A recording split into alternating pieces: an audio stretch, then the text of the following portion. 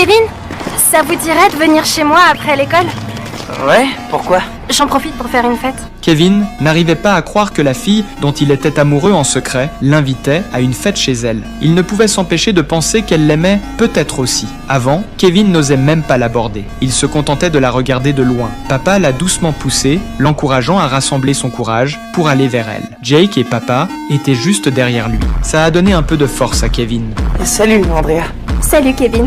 Andrea lui a demandé s'il voulait participer à la pièce de théâtre de l'école. Kevin lui a dit cash qu'il voulait juste discuter avec elle. Andrea avait l'air d'avoir compris ce qu'il pensait. Elle lui a dit que s'il acceptait de jouer, ils auraient de plus d'occasions de parler. Pour la fille qu'il aimait, Kevin a signé le formulaire d'inscription sans hésiter. Andrea a approuvé son choix. Au moment de partir, elle s'est retournée pour le regarder. À cet instant, Kevin a senti un frisson lui traverser tout le corps. Même son dos était magnifique. Le lendemain à l'école, Andrea a donné à Kevin le script de la pièce. Elle lui a dit de choisir un rôle pour l'audition. Jake et papa l'ont incité à demander tout de suite à Andrea de sortir avec lui. Mais Kevin ne se sentait pas prêt. Putain, t'as encore foiré, tu l'inviteras jamais à sortir. Arrête, je sais pas encore où l'emmener. Depuis le temps, tu sais toujours pas. L'après-midi, Kevin a enfin rassemblé son courage et a trouvé Andrea. Il lui a demandé si elle était libre ce week-end pour l'inviter au centre commercial. Mais la réponse d'Andrea a choqué Kevin. Samedi, je vais au cinéma avec Jake.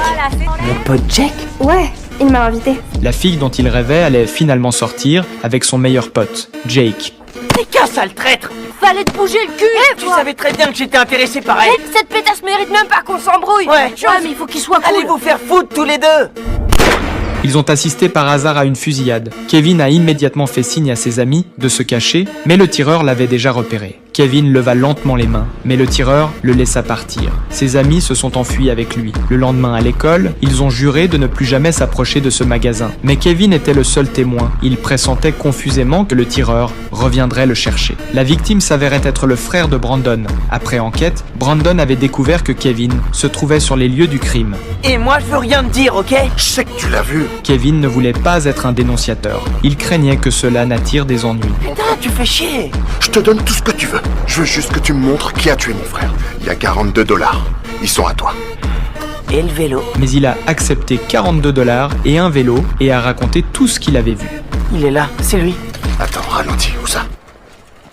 C'est lequel des trois? Kevin a désigné l'homme au chapeau comme le coupable. Brandon n'a pas agi immédiatement. Il avait d'autres plans. Plus tard, après l'école, une scène a figé Kevin sur place. Le tireur se tenait à l'entrée de l'école. Nul doute qu'il était là pour lui. Ils se sont précipités à l'intérieur de l'école et se sont cachés dans les vestiaires. Le visage de Kevin était pâle, son regard empreint de terreur. Jake lui a dit que se cacher ne servirait à rien. Cet enfoiré en a seulement après moi. Je